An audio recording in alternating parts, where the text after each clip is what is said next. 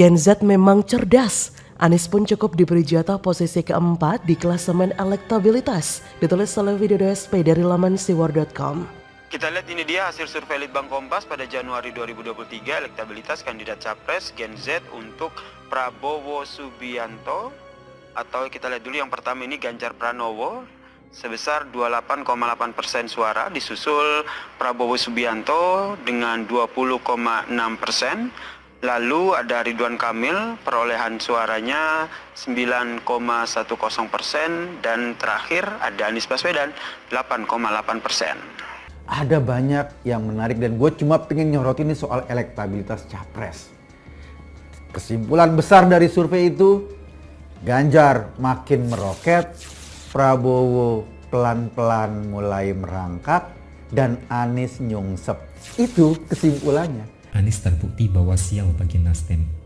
Nasdem ibarat kapal yang mulai mau tenggelam, kemudian malah dinaiki Anies sehingga kapalnya makin masuk ke dalam. Anies menambah beban Nasdem sehingga tenggelam lebih cepat dari perkiraan. Dari hasil survei itu, hasil yang lumayan mengejutkan. Tentu saja mengejutkan buat kadrun ya. Ganjar makin tinggi, makin meninggalkan dua lawan terdekatnya. Prabowo makin turun dan Anies makin menukik.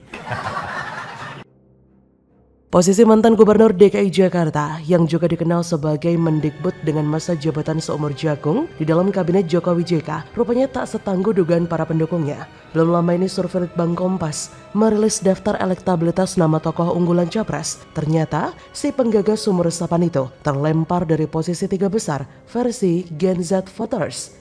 Ya, dalam jejak pendapat itu, seperti dilansir laman kompas.com, posisi Ganjar Pranowo masih perkasa di puncak daftar Capres 2024 generasi Z. Dengan tingkat elektabilitas sebesar 28,8%, menyusul di bawahnya masih setia menguntit ketum Partai Gerindra, Prabowo Subianto, dengan perolehan 20,6%. Posisi ketiga terdapat nama Gubernur Jawa Barat Ridwan Kamil dengan 9,1% suara generasi Z. Mantan Gubernur DKI Jakarta menempati urutan berikutnya dengan 8,8% suara. Stop, kita berhenti sejenak membaca kejanggalan berita dari jurnalis Kompas itu. Stop, kita berhenti sejenak membaca kejanggalan berita dari jurnalis Kompas itu.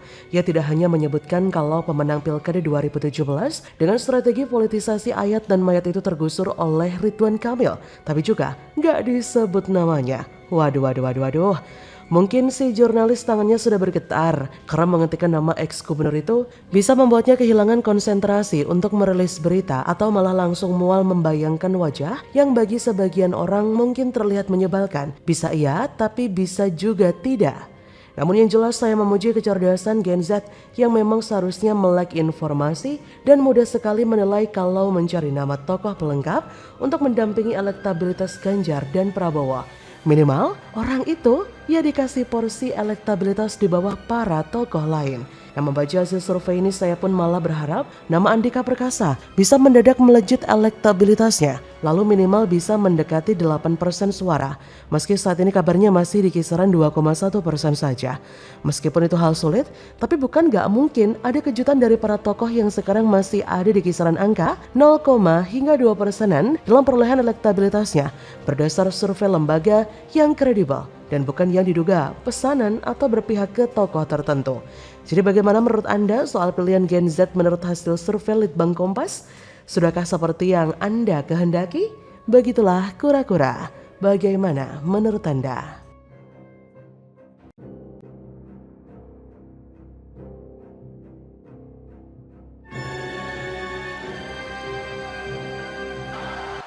Ngakak, PKS sebut duet Anies Sandiaga berpotensi. Mau minta apa nih? Ditulis oleh Sardi dari laman siwar.com. PKS melewati perjalanan untuk memutuskan. PKS melewati jalan perjuangan yang juga tidak mudah. Banyak rayuan, banyak tekanan, dan juga mungkin ada ancaman. Tapi PKS tetap berpegang teguh pada prinsip bahwa ini adalah perjuangan untuk kemajuan bangsa, untuk perbaikan, dan insya Allah itu akan mendapatkan kemudahan dalam perjalanan. Proses musyawarah majelis syuro yang ke-8 pada hari ini, alhamdulillah, pembahasan itu merujuk bahwasanya sosok yang dimaksud pada musyawarah majelis syuro yang ke-7 itu jatuh pada Anies Rashid Baswedan. Kami memandang bahwa 3 parameter yang menjadi guidance pada musyawarah majelis syuro yang ke-7 itu dimiliki oleh Bapak Anies Rashid Baswedan PhD. Barusan saja PKS resmi mengusung Anies sebagai capres menyusul Nasdem. Seperti yang saya katakan di artikel sebelumnya, PKS tidak ada jalan lain selain mengusung Anies. Bisa dikatakan PKS terpaksa tak peduli apakah beneran dukung atau tidak dukung Anies. Berarti sudah komplit 3 partai yang resmi mengusung Anies ya. Tinggal cawapres yang masih belum diumumkan. Ini masih sulit ditebak.